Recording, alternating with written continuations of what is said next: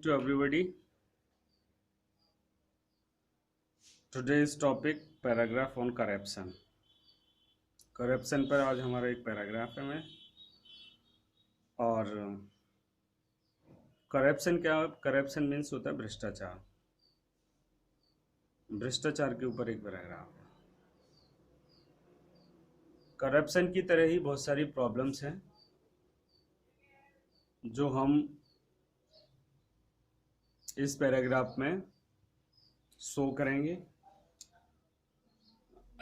उन सभी प्रॉब्लम्स के ऊपर एक पैराग्राफ लिखा जाता है। जितनी भी प्रॉब्लम्स इसमें डिस्क्राइब किया जाएगा इस पैराग्राफ के अंदर, उन सारी प्रॉब्लम्स के ऊपर, हर एक प्रॉब्लम के ऊपर एक पैराग्राफ बनाया जाता है। तो वो सारी प्रॉब्लम्स ही इम्पोर्टेंट हैं फॉर बोर्ड एग्जाम के लिए। लगभग मैं उन सभी प्रॉब्लम्स के ऊपर एक पैराग्राफ लिखूंगा। तो अब उन प्रॉब्लम्स के ऊपर एक पैराग्राफ लिखने के लिए क्या बोलते हैं कि मतलब ऐसे कुछ कॉमन वर्ड्स यूज़ किए जाएंगे जो सभी सभी पैराग्राफ या सभी प्रॉब्लम्स के ऊपर लिखे जाने पैराग्राफ्स के ऊपर ये सारी लाइनें कॉमन हो जाएं। तो हमें बार बार अलग से लाइनें याद नहीं करनी पड़ेंगी, हल्का सा चेंज करना पड़ेगा, वो मैं आपको बता देता हूँ। जैसे मैंने इसमें लिखा है, देखो, India is a big country. भारत एक बड़ा देश है। Our country is facing many problems. हमारा देश कई समस्याओं का सामना कर रहा है, लाइक जैसे टेररिज्म, आतंकवाद, अनएम्प्लॉयमेंट, बेरोजगारी, इंक्रीजिंग द पॉपुलेशन, बढ़ती हुई जनसंख्या, डाउरी सिस्टम, दहेज प्रथा, चाइल्ड लेबर, बाल श्रम एंड अदर्स, और अन्य समस्याएं। Corruption is one of them. भ्रष्टाचार उनमें से एक है। It is very serious problem of our country. यह हमारे देश की गंभीर समस्या है। अब जैसे हमने ये लिख दिया है ना, हम पैराग्राफ किसके ऊपर लिख रहे हैं? करप्शन के ऊपर। तो अब जैसे हमें ना टेररिज्म के ऊपर लिखना है पैराग्राफ, टेररिज्म, तो तो करप्शन की जगह पे तो टेररिज्म लिख दो, टेररिज्म की जगह पे करप्शन लिख दो, बाकी का सेम लाइन वही उतार दो, पैराग्राफ बन गया। जब हम जैसे मान लो कि सपोज करो कि हम टेररिस्ट के ऊपर पैराग्राफ लिख रहे हैं, तो हम वही लिखेंगे, our country is facing many problems like corruption, unemployment, increasing the population, dowry system, child labour and others. Terrorism is one of them. आतंकवाद उनमें से एक है। It is very serious problem of our country. यह हमारे देश की एक गंभीर समस्या है। तो इस प्रकार से किसके ऊपर बन गया ये? अब क्या बोलते हैं, टेररिज्म के ऊपर, है ना। ऐसे ही अनएम्प्लॉयमेंट आ जाए, बेरोजगारी के ऊपर आ जाए, तो करप्शन की जगह पे बेरोजगारी अनएम्प्लॉयमेंट लिख दो, और अनएम्प्लॉयमेंट की जगह पे करप्शन लिख दो। तो हम ऐसे पैराग्राफ्स प्रिपेयर कर सकते हैं, बना सकते हैं आसानी से, और कॉमन लाइनें यूज कर सकते हैं। अब इसमें मैं आगे और लिखता हूँ, इसको रफ करते हैं पर देखो।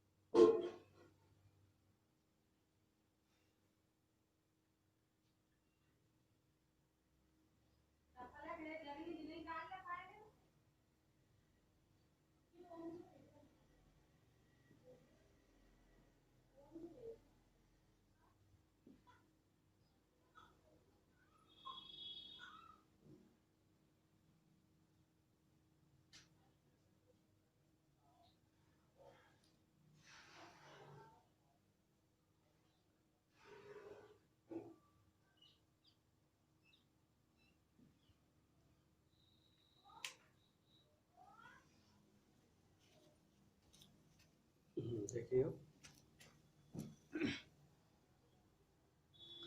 एज वी ऑल नो, हम सभी जानते हैं corruption is a bad thing. Corruption is a bad thing. It is a social evil. It is one of the most common problems in India. Corruption also is known as bribery. The process of giving some extra money to let their work done is as a bribe. Bravery is a kind of the black money. ये हो गया इतना. इसको rough करते हैं.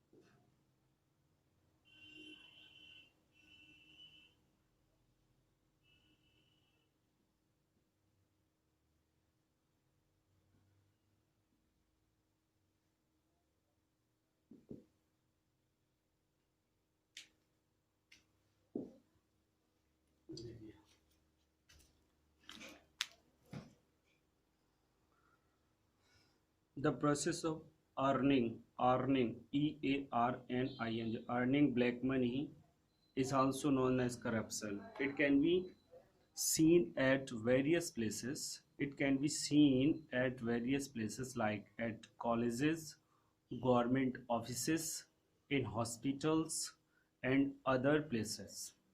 The maximum cases of bravery are seen at government organization. तो ये हो गया अपना करप्शन के ऊपर पैराग्राफ। इसको लर्न करना है, वही प्रोसेस विदाउट सी लिखना है, राइट करना है विदाउट सी, बिना देखे। अब क्या है, आपको ना घर से,